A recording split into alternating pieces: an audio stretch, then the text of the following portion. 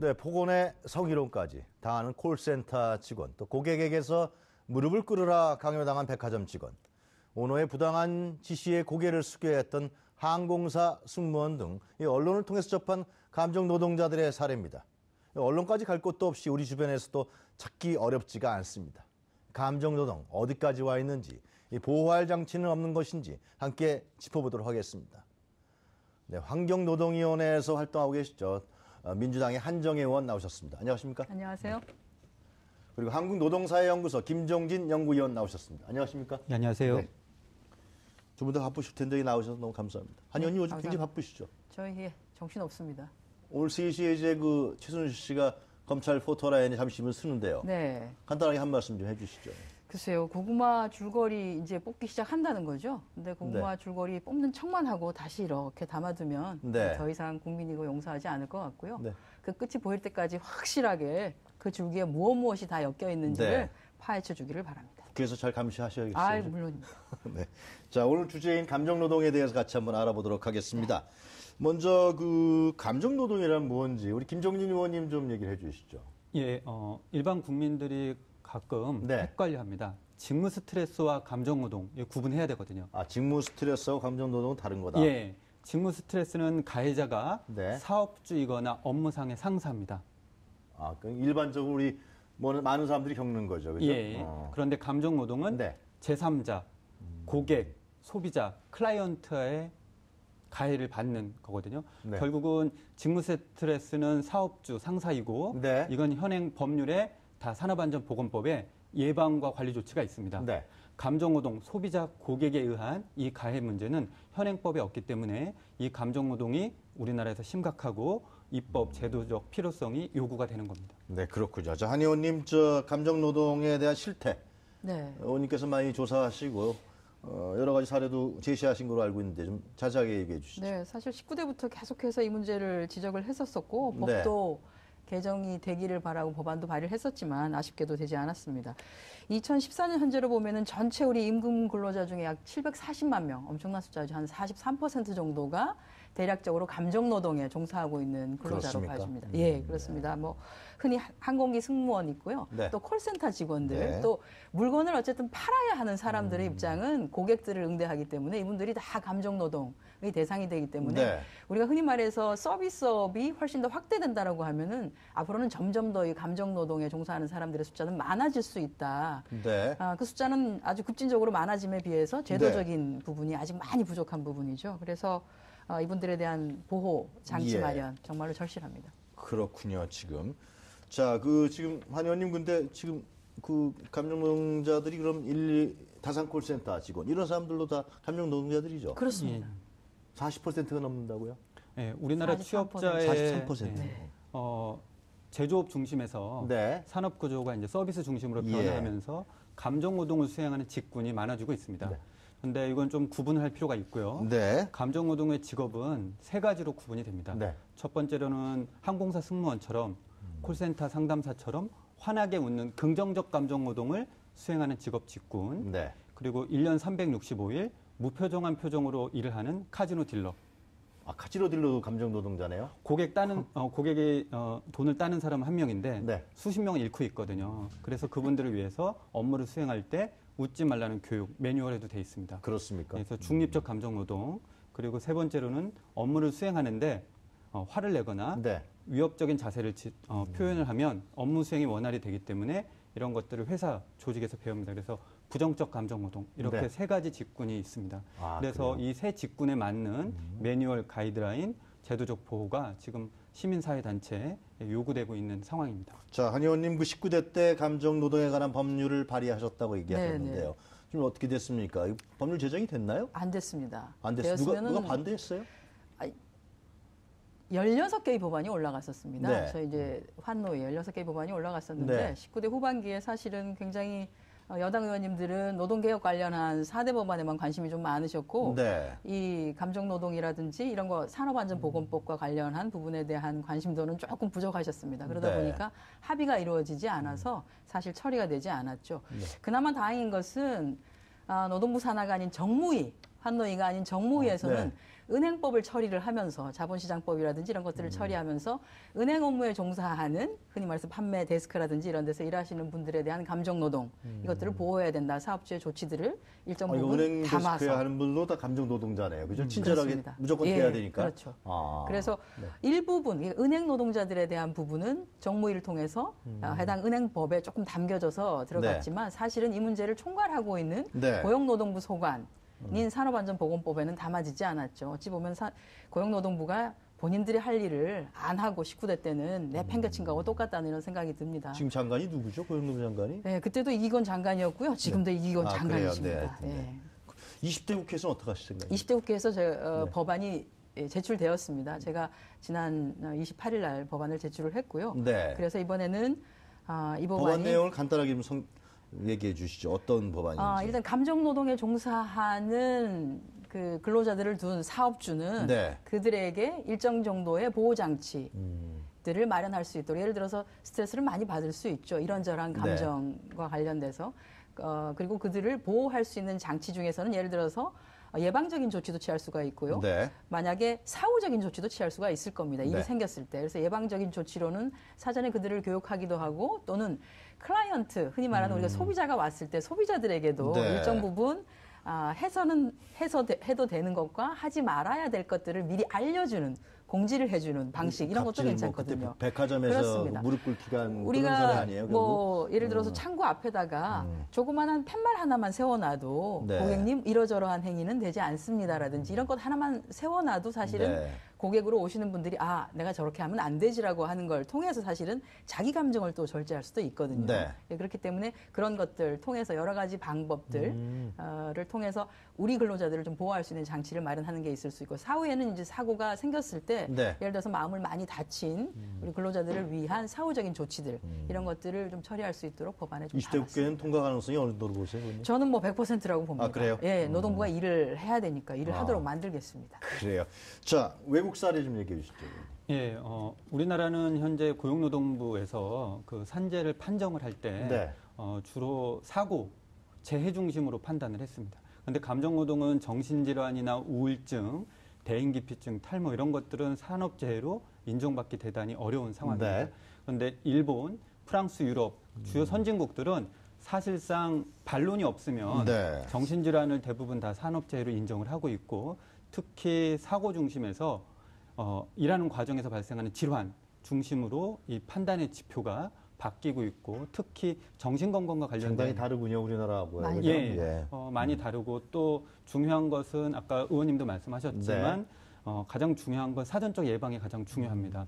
그래서 캐나다뿐만 아니라 독일에서도 업무 중지권, 작업 중지 요청권을 적극적으로 권장을 하고 있습니다. 노동자를 요청할 수 있는 거예요? 예, 제가 업무를 수행하다가 욕을 받거나 네. 무릎을 꿇게 되는 상황 등이 있을 때 네. 제가 관리자한테 사업주에 도저히 제가 서비스를 제공할 수 없습니다라고 하는 요청권들이 아마 이번에 20대 국회에서 의원님 법안 등에 담겨 있을 거라고 봅니다. 그게 근데 가능하겠어요? 그게? 그러다 그런데 너 우리가 나가 그럼 어떻게 해요? 근데 상식적으로 생각을 해봤을 때 어떤 분이 일을 하다가 한 고객으로부터 굉장히 모욕적인 상황을 네. 당했습니다. 그런데 그분은 정리가 됐다 하더라도 아무 일이 없었던 것처럼 다시 그 자리에 앉아서 환하게 웃는 얼굴로 그 다음 업무를 수행하라고 강요당하는 것 자체가 사실은 이 근로자를 더 비인간적이고 더 아픈 상태로 몰아넣는 것이죠. 그래서 이것은 1년에 그런 일을 당하고 나면 사후적으로 사실은 그분이 좀 안정을 찾을 수 있도록 이런저런 조치를 취하는 것이 우리 사회의 전체적인 건강을 이게 위해서 사전 정말 좋은 예방 것입니다. 조치가 더 중요하겠네요. 어떻게 그렇습니다. 보면. 네. 이런 부분들이 이제 관련 입법에 있다고 말씀하셨는데 네, 네. 그런 부분들이 핵심이 되겠네요. 실제로. 그렇습니다.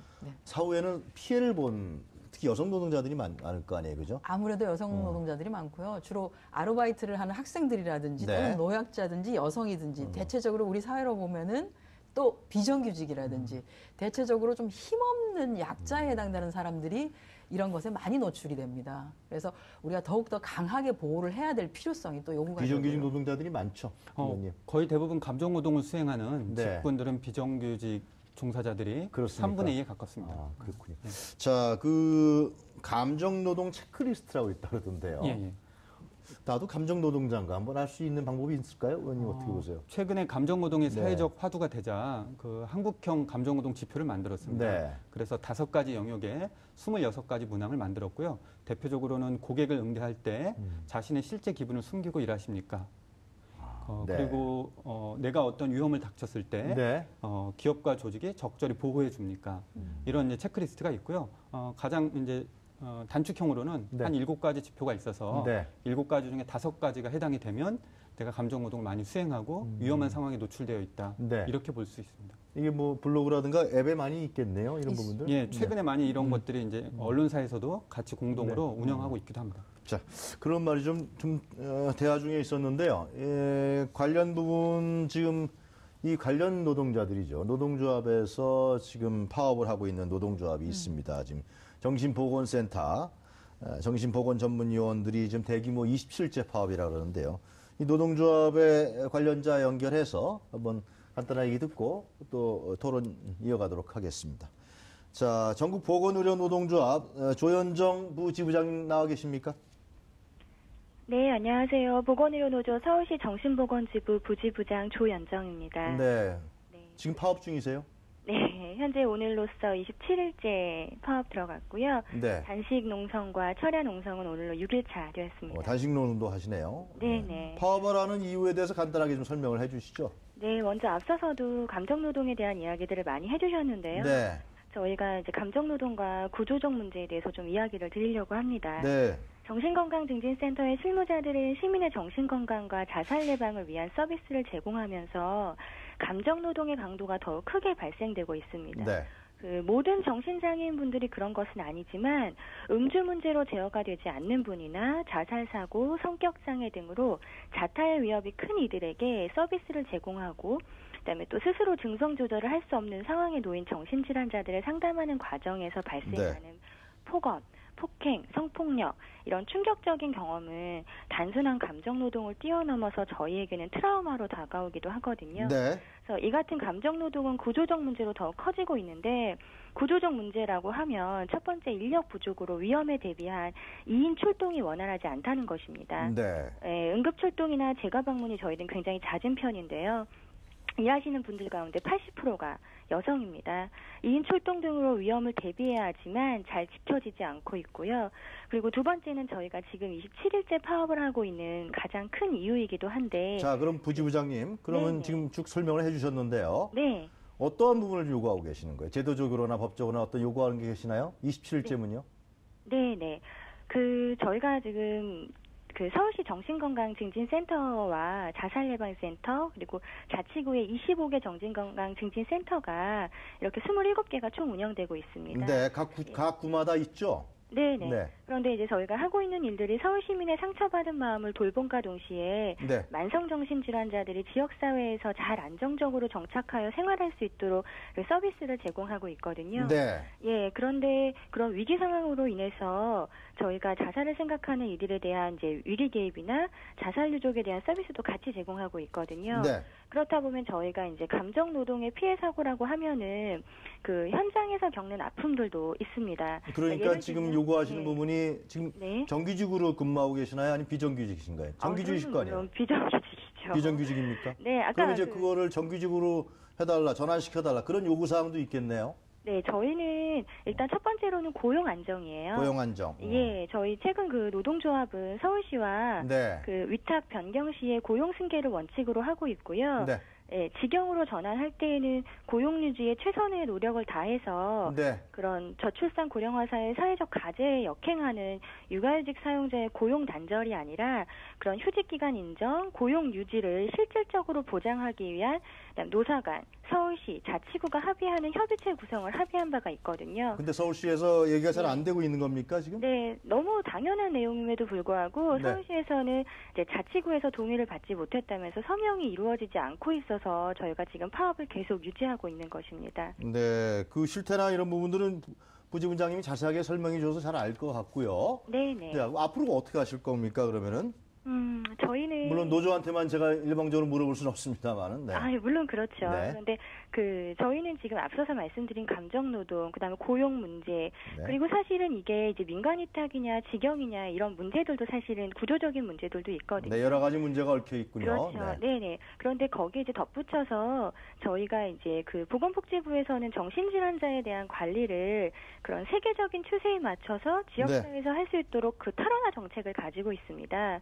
그런데 이렇게 되면 지역사회에서 더 많이 정신장애를 겪는 분들을 보살펴야 하는데, 그러니까 정신건강증진센터의 역할이 더욱더 강화되겠죠. 그래서 이를 대비하기 위해서 노동조합은 저희가 서울시와 자치구, 노사, 전문가, 의회가 함께 참여하는 정책협의체 구성을 제안했고요. 그래요. 서울시도 일단 긍정적인 입장을 가지고 있는 것으로 저희가 이제 알고는 있지만, 네. 긍정적인 입장뿐만 아니라 더 나아가서 서울시 정신보건 사업에 대한 책임을 통감하고 이에 대한 적극적인 노력을 해야 한다고 생각합니다. 네, 잘 알겠습니다. 네네. 한 의원님 같이 말씀하실 건 없으세요? 아니요, 지금 이제 말씀하신 것처럼 서울시가 전체적으로 이제 논의를 할 수 있는 협의의 틀거리를 만드는데 네. 서울시 입장은 반드시 이게 필요하다. 이렇게든 어쨌든 문제는 해결을 해야 되니까 그렇게 하겠다고 했는데 지자체별로 조금씩 의견들이 좀 다른 상황이 발생을 하는 거죠. 그러다 보니까 빨리 이게 정리가 안 되고 있는데 소통을 통해서 문제는 발생할 수 있습니다만 그렇죠. 예. 소통이 되지 않으면 문제가 점점 더 되기가 마련입니다. 그래서 서울시가 굉장히 지금 적극적으로 협의의 틀거리를 만들고 그 협의의 틀거리에 지자체들이 같이 참여해서 방법을 네. 찾아보자라고 하고 있기 때문에 저희도 서울시에도 얘기하고 있고 안 그래도 그래요? 며칠 전에 시장님하고 다른 일로 뵀었는데 이 걱정을 네. 하고 계시더라고요. 그래요? 예. 그래서 조윤정 부재무장님 전화 끊으셨어요? 아니요, 지금 네, 듣고 계시죠? 예. 네. 네. 그래서 아마 곧 서울시가 조금 더 지자체에다가 얘기를 좀 하고 해서 좀 긍정적인 협의의 틀을 만들어서 그 안에서 좀 정돈된 내용으로 이거 정리가 될 수 있도록 해주지 않을까. 한 의원님도 도와주신다 그러네요. 네.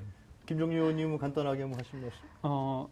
서울시 120 다산콜센터 상담사 직원들이 감정노동을 네. 가장 많이 해서 서울시 인권위원회 1호 권고안이 이 감정노동을 해결하기 위해서는 직영화 고용 안정이 필수적으로 수반된다 이렇게 네. 말씀을 하셨거든요. 그래서 이번 문제도 자치구 협의 틀을 통해서 해결의 의지를 갖는다면 조금 더 모색을 긍정적으로 볼 수 있지 네. 않을까 이렇게 봅니다. 자, 부지부장님. 네. 네, 합리적인 해결 틀이 만들어져서요. 빨리 파업 종료하고 좀 더 좋은 근로 조건에서 일할 수 있도록 그렇게 되기를 기대하겠습니다. 네, 저희도 하루빨리 현장에 돌아갈 수 있도록 한정혜 의원님 저희 거 관심 가져주시고요. 시청자 여러분께서도 서울시와 자치구의 정신보건 노동자들이 하루빨리 현장에 복귀할 수 있게 응원 그래요. 부탁드리겠습니다. 네, 감사합니다. 네. 네. 자, 지금 지금 이렇게 해서 파업까지 나온 상황이란 말이죠. 의원님하고 우리 위원님하고 향후 대책이라든가 보완점이라든가 어떻게 이걸 문제를 해결해 나가야 될 건지 이 문제에 대해서 좀 얘기 좀 해주시죠. 일단은 원칙이 사실은 어떤 사람들의 심리적인 불안을 상담해주고 있는 사람의 상태가 불안하다라고 하면 어떻게 제대로 된 상담이 이루어질 수 있겠습니까? 네. 그러니까 이런 업무에 종사하고 있는 분들이 최소한 고용은 안정화될 수 있게 지자체의 장들은 사실 선거를 통해서 바뀌기도 하고 이렇게 네. 됩니다. 그러나 상담이라고 하는 게 어느 날 갑자기 상담의 능력이나 이런 것들이 뛰어나지는 건 아니고 오랜 시간에 걸쳐서 상담을 해온 그 경험이 축적되어서 사실은 이렇게 들었을 때 이분은 내가 어떻게 관리를 하는 것이 좋겠다라고 하는 게 나올 수 있거든요. 그걸 생각한다라고 하면 일단 고용 안정을 네. 하고 안정화할 수 있는 방법은 어떤 게 있는가. 이렇게 사실은 찾아간다라고 하면 그렇게 어렵지 아니하게 합의점이 찾아지지 않을까 하는 생각이 듭니다. 그래서 네. 서울시, 지자체, 또 노조 다 3자가 조금씩 좀 내려놓고 한번 그 큰 틀에서 논의를 해보시면 좋겠다는 네. 생각이 듭니다. 전반적으로 감정노동 문제 앞으로 법적 제도적으로 어떤 부분들이 보완되고 있습니다. 최근에 이제 헌법 개정 논의가 있는데요. 네. 우리나라 헌법 33조 1항에는 네. 모든 국민은 인간다운 생활을 누릴 권리가 명시되어 있습니다. 다행히도 서울시는 우리나라 최초로 감정노동 보호와 관련 조례가 올해 1월 7일 통과가 됐습니다. 그렇습니까? 예. 그래서 이 정신보건 요원들도 대부분 감정노동을 수행을 많이 하고 있기 때문에 이걸 해소하고 고용 안정을 하기 위해서 25개 자치구가 네. 조금 더 긍정적인 노력을 해주면 아마 시에서도 적극적인 이런 행동이 좀 있지 않을까 이렇게 생각이 듭니다. 관정희 의원님 마지막으로 덧붙이신 말씀 있으면 정리해 주시죠. 예. 사실은 말씀하신 것처럼 감정노동을 통해서 피해를 당하는 사람이 생기기 전에 네. 그 전에 예방을 통해서 그런 분들이 안 나타나게끔 아픈 분들이 나타나지 않게끔 하는 것이 제일 중요하겠죠. 그러려고 하면은 우리 사회가 굉장히 사실은 지금 여러 가지로 어려워지고 있다고 생각하지만 그래도 서로가 서로를 배려할 수 있는 문화들 네. 이런 것들 다 따지고 보면 내 딸일 수도 있고 내 아들일 수도 있고 내 어머니일 수도 있고 아버지일 수 있고 한 그런 사람들이거든요. 네. 그렇기 때문에 단지 저분이 내가 갑이고 저 사람이 을이고 내가 손님이고 저 사람들은 나를 응대해야 되고 하기 때문에 무조건 내 말을 들어야 돼. 인식이 바뀌어야겠네요. 그렇죠. 좀. 그래서 네. 근데 그렇게 하기 위한 인식이라고 하면 물론 이제 그런 곳에 지원되는 예산이나 홍보나 이런 것들도 많이 필요하겠지만 전반적으로 우리 국민들이 조금 더 너무 급하지 아니하게 조금씩 한 템포씩 늦춰가면서 좀 생각해가면서 배려해가면서 살아가는 그런 고민들을 한번 좀 해봤으면 좋겠다는 생각이 120 듭니다. 다사 콜센터에 전화해서 그 성인호하고 그런 사람들은 이제 많이 없어졌다고 그러더라고요. 많이 네. 줄어들었습니다. 그런 경우가 저희가 많이 줄일 수 있는 게 전화를 딱 하면 막 화가 나서 전화를 했을 때 네. 귀하의 전화는 녹취되고 있습니다. 혹시라도 폭언을 하거나 하게 되면은 불이익을 당할 수도 있습니다라고 하면 꼭 본인이 궁금했었던 알고 네. 싶은 것들만 묻고 끊는 경우가 대부분이에요. 근데 사전에 그런 걸 알려주지 않으면 이상한 희롱도 하시고 이러거든요. 그래서 그런 사전 조치들 이런 네. 것들이 어찌 보면 사업주가 해야 되는 일이기도 한 것 같습니다. 네, 잘 알겠습니다. 오늘 한정혜 의원님 그리고 김종진 위원님 말씀 잘 들었습니다. 감사합니다. 고맙습니다. 고맙습니다.